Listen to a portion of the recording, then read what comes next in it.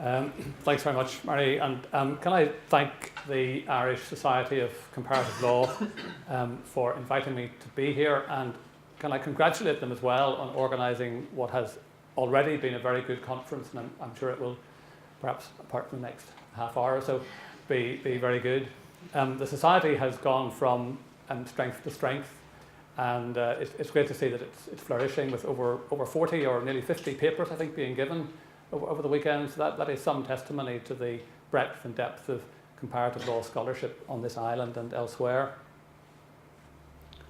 One of my favourite writers is Michael Frayn, playwright and novelist, and his latest book is called Skios. I don't know if any of you have read it, but it's about a man who sets off for an enjoyable weekend in some sunny clime. And when he's coming out of the airport arrivals lounge, he looks around and all these people are holding up names, not his, unfortunately, but his eye catches one particular woman who's holding a name, and her eye catches his, and he walks over to her and decides in the spur of the moment that he will adopt the personality of the identity, rather, of the person whose name she is holding up. And lo and behold, she is the director of a foundation which is holding a conference that weekend, and he is the keynote speaker at that conference. And he plays his part very well, to the extent of talking complete gobbledygook to the audience on a topic that he doesn't understand at all. And they fall for it. They think his contradictions are so enigmatic and impressive that they think he's a genius, really. I'm afraid I feel a bit like that man this morning. The only difference is that my audience is not an ignorant audience, as his was. It's a very expert audience.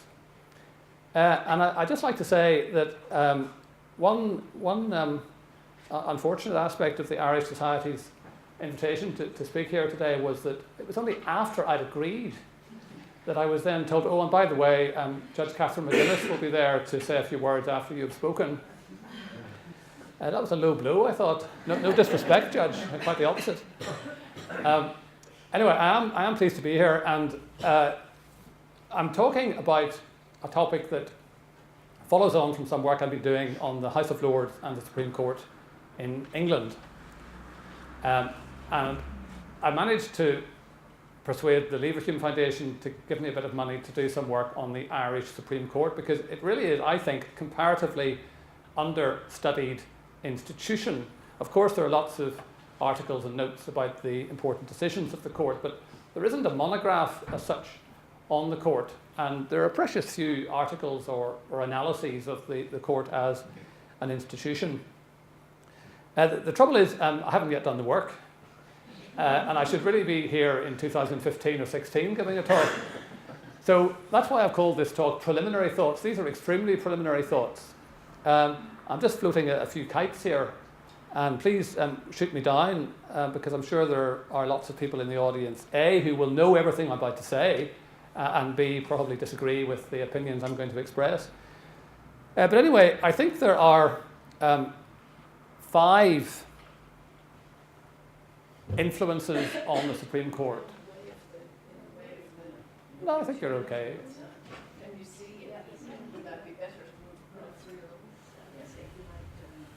Sorry, I don't want to interrupt you, but I don't want to sit in front of you. No, don't worry. Slides.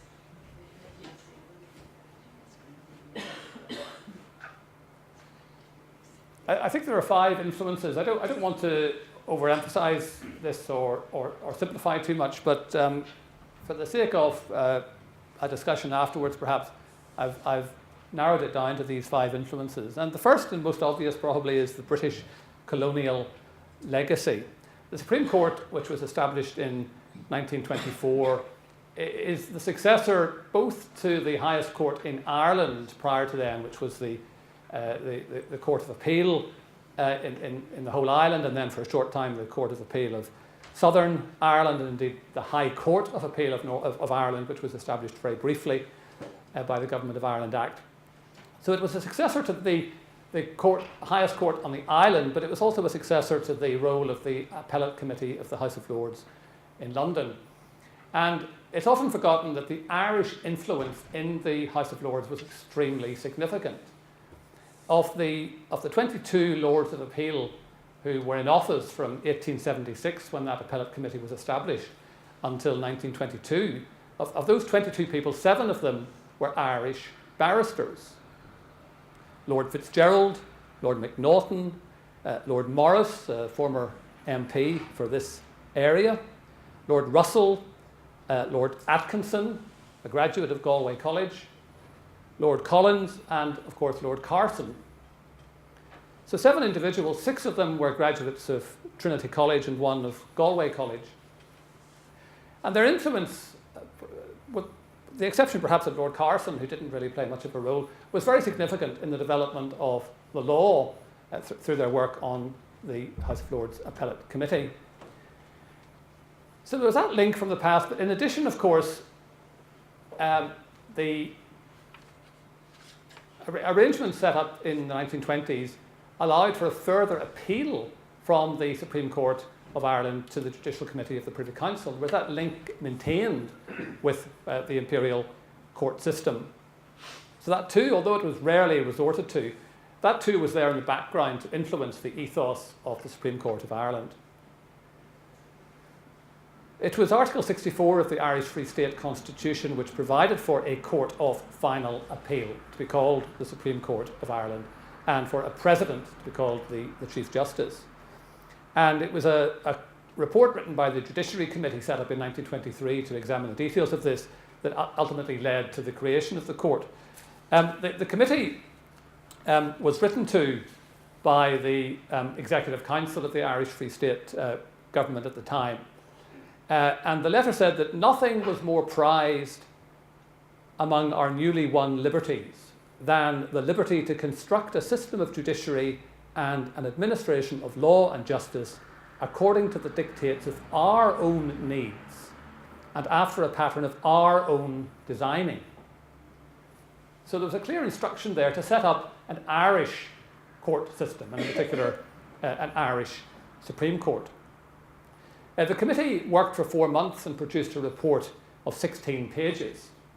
It was unanimous, and for that reason, as it said itself, it was not thought necessary to set out the reasons upon which our recommendations are based, which is unfortunate, really, because ultimately what was recommended, as far as the Supreme Court was concerned anyway, was not a million miles away from the Appellate Committee of the House of Lords. And indeed, when the first judges were appointed in June of 1924, there were 3 of them, just as there had been when the Appellate Committee of the House of Lords was set up in 1876. And an important feature of the court was that it was a court dealing with all legal matters. It wasn't confined to constitutional issues. Ireland wasn't a federation, so unlike the US Supreme Court or the Canadian Supreme Court or the High Court of Australia, it didn't have to deal with the distribution of power between the central government and the state or provinces. And it wasn't just a constitutional court. It's not like the subsequent Bundesverfassungsgericht or the Constitutional Court of South Africa, which have very specific remits. The Supreme Court of Ireland has a very general remit. The Irish Free State Constitution, of course, did permit the court to declare acts of the Oireachtas, the Parliament, to be invalid. But thanks to Article 50 of the Constitution, which allowed amendments to be made to the Constitution by ordinary acts of the Oireachtas, at least for an 8-year period, that power to invalidate was very rarely exercised, only twice in fact. And even before the Supreme Court had come into being, the Court of Appeal of Southern Ireland had established in Cooney and Clinton that acts of the Oireachtas which even impliedly amended the Constitution were indeed valid. And then in 1929, of course, Amendment 16 was passed, which extended for a further 8-year period the ability of the Oireachtas to amend the Constitution. So the Supreme Court really didn't get the opportunity to establish its credentials in the area of constitutional review, and to all intents and purposes the doctrine of parliamentary sovereignty, so beloved by the British system, was perpetuated. Various rights were included in the Irish Free State Constitution: the right to liberty, the right to the inviolability of the home, the right to freedom of conscience and worship, freedom from religious discrimination, freedom of speech, assembly and association, free elementary education, and the right to jury trial except in courts martials. And that of itself was very innovatory. The constitutions of Australia, of Canada, and of course of the UK did not include any such Bill of Rights. But really the Supreme Court didn't do much to substantiate those rights, to give them real substance. And when the test came after the amendment to the Constitution, which allowed for military tribunals to be set up, as you all know, I'm sure, in Ryan and Lennon in 1935, the Supreme Court upheld the legality of that piece of legislation. And around the same time, there was, of course, a dissent by the Chief Justice Kennedy, which is seen to be the foundation of the natural law approach to the interpretation of the Constitution, but it certainly didn't prevail at that time. Around the same time, an amendment was passed to abolish the appeal route to the Judicial Committee of the Privy Council, an action that was affirmed by the Judicial Committee of the Privy Council itself in the case of Moore and the Attorney General, whereas the view of the Supreme Court might well have been that it wasn't a lawful step to take because it wasn't contrary to the Anglo-Irish Treaty of 1921, which, as far as Ireland was concerned, was the founding document for the state rather than the Irish Free State Constitution.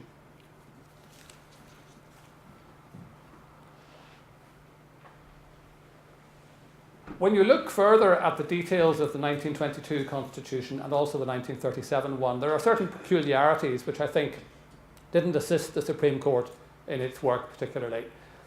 Article 26 allows for a priori review of legislation.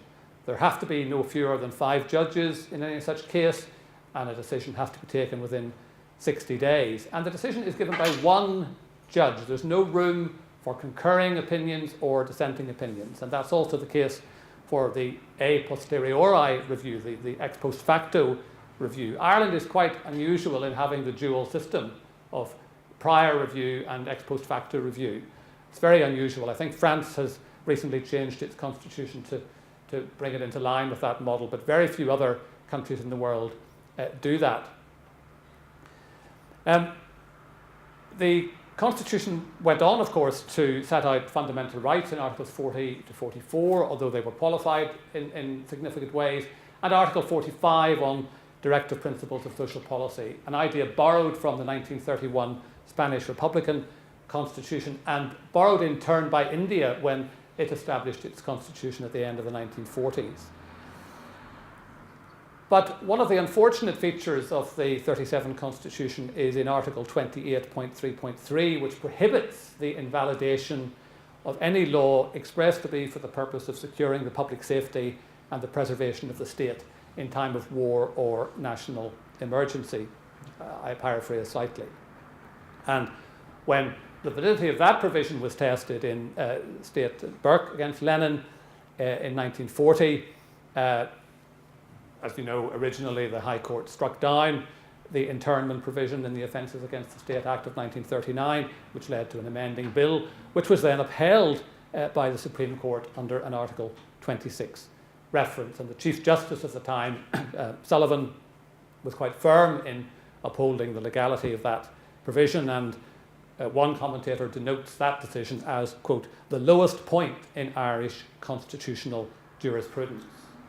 It happened, of course, around the same time as the House of Lords in Liversidge and Anderson were also declaring that the government's discretion to intern people during emergencies was more or less absolute. Around the time of the late 1940s, early 1950s, the US Supreme Court was getting going on its strong judicial review approach. Brown and the Board of Education, 1954, for example.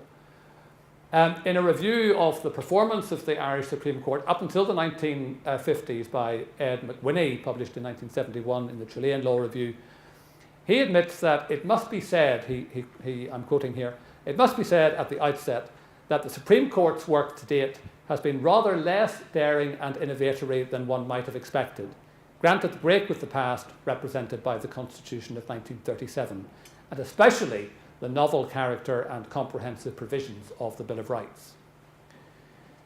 So, disappointing so far. Then we come to the 1960s, and I couldn't sum up the nature of this influencing factor in any other way than to say it is the spirit of the 60s. There seems to have been a fluorescence of judicial activism in the Supreme Court from the mid-60s to the mid-70s. It began actually with a declaration by the Supreme Court that it was not going to be bound by its own previous decisions. Just a year before the House of Lords issued its practice statement to the same effect in 1966. But there then were the series of cases. There was Ryan and the Attorney General on the personal rights of the citizen, the fluoridation case.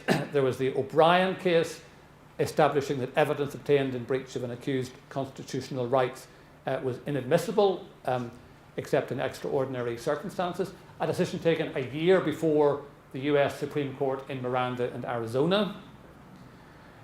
Then there was the O'Callaghan case, holding that a person cannot be denied bail on the ground that he or she might commit further offences while at liberty, something that was later amended, of course, by referendum. There was Byrne and the Attorney General, holding that the state can be held liable in tort for the acts and omissions of its public servants, thereby getting rid of the common law doctrine of state immunity, which was still adhered to very strongly by the British courts. There was the East Donegal case, holding that limits must be put on ministerial discretion. Again, that mirrors the decision in the Padfield case in England at the time, where there was a more or less contemporary fluorescence of judicial activism.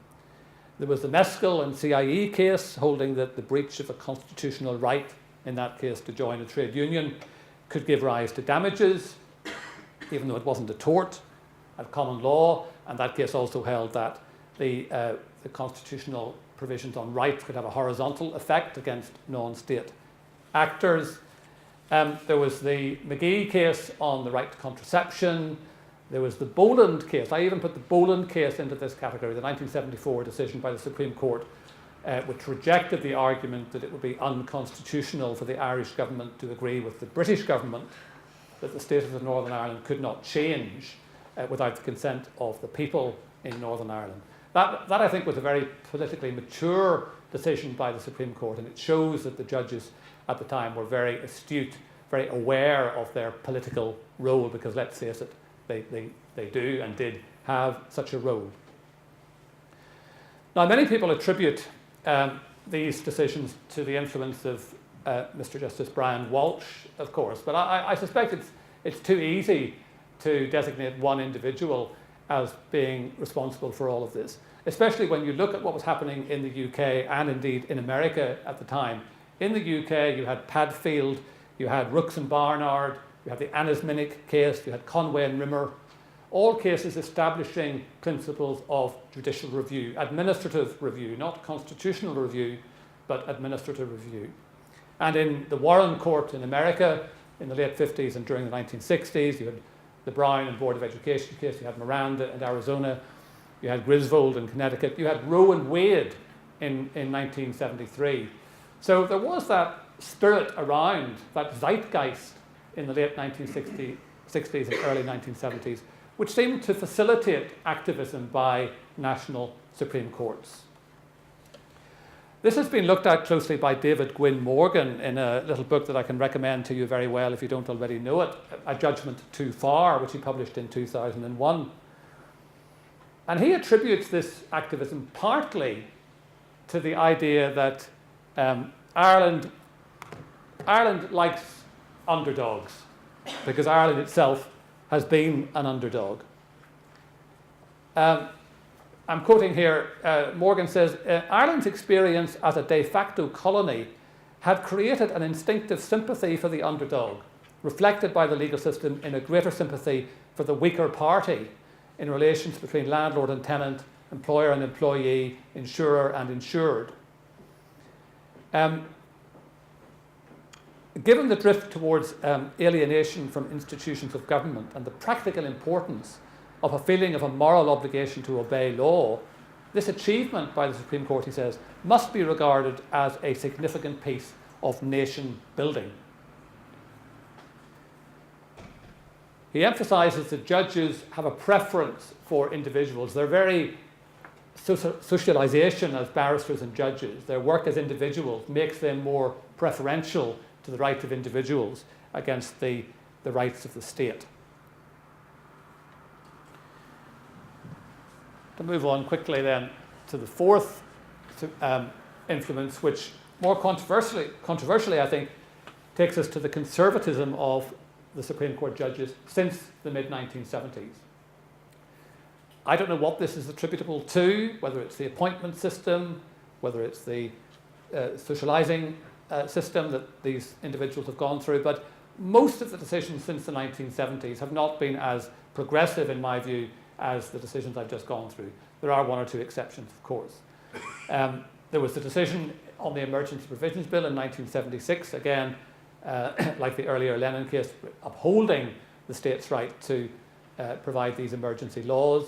There was a Norris case in 1984 where, despite a clear decision by the European Court of Human Rights just a few years earlier in relation to Northern Ireland, the Supreme Court of Ireland said that there was nothing wrong with criminalising homosexuality. Other cases on Northern Ireland, Finucane and McMahon, upholding the political offence exception, I think was a politically unwise decision by the court to take. Didn't go down at all well, of course, in Northern Ireland at the time. And even the case of McGimsey and Ireland, which upheld the legality of the Anglo-Irish Agreement, at the same time said quite clearly, as you know, that Irish unity was a constitutional imperative. The two important cases on socio-economic rights, Sinnott and the Minister of Education and TD and the Minister of Education, whatever one might think about the ultimate decisions in those cases, and one might agree with the need for the judges to step aside from certain roles in society, the strength of views expressed, especially by Mr. Justice Hardiman, I think says a lot about the comparative timidity of the judges, their unwillingness to strike out along a certain path which their predecessors in the 1960s might well have been prepared to do. More enlightened decisions, in my view, would be the X case, of course, on the abortion issue back in 1992, still current today, obviously. And the Abbey Lara case on the powers of the Oireachtas to set up an inquiry into the shooting in the year 2000. That, I think, showed a maturity of an approach. It talked about the sovereignty of the people, the will of the people, and it grounded the decision in a very democratic rather than deferential approach to the rule of law. But by and large, during this period, and William Binchy has put this very well in a chapter he's written some years ago now in a book that I edited called Judicial Activism in Common Law Supreme Courts, where he goes through a lot of the jurisprudence from Ireland on gender rights, on equality rights, especially for travellers and for people with disabilities, the rights of unmarried fathers, victims of accidents, etc., the approach of the Supreme Court to international human rights law through the Kavanagh case, etc., even the early cases on the European Convention on Human Rights Act of 2003. Binchy concludes that the Supreme Court has failed to substantiate the rights. It hasn't nurtured them. He says they have been neglected and neglected and stunted. And he cites the right to privacy as an example. And he even says that at one point the court's response to these issues has been painfully shallow. The fifth and last influence, I think, is perhaps best summed up as the working methods chosen by the court itself. And I'm very keen to hear what Judge McGuinness has to say about the process that is used in the court when decisions are reached. But it seems to me that, for a start, the court deals with far too many cases. Over 200 decisions last year, which is more than 3 times as many as the Supreme Court in London, or the Supreme Court in Washington, or the High Court of Australia in Canberra. It's only in the last 15 years or so that the court has been able to sit in divisions at the same time, more than one court sitting at the same time. The system for appointing judges to the court is still lacking in transparency. And people still allege that the process is ultimately a political decision. There's been a delay in increasing the number of judges. It was originally at 3, the Chief Justice, the President of the High Court, and 2 other ordinary judges back in 1924. It has since risen in 1995 to the Chief Justice, the President of the High Court, and 7 other judges. And just in the last couple of weeks, the announcement has been made that 2 further judges are to be appointed. So there will be a total of 11 judges eligible to sit in the Supreme Court.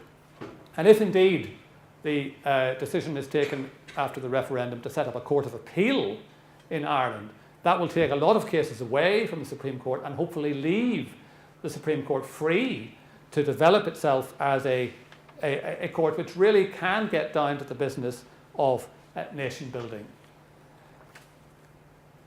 So my conclusion, ladies and gentlemen, is a very simplistic one, banal perhaps almost.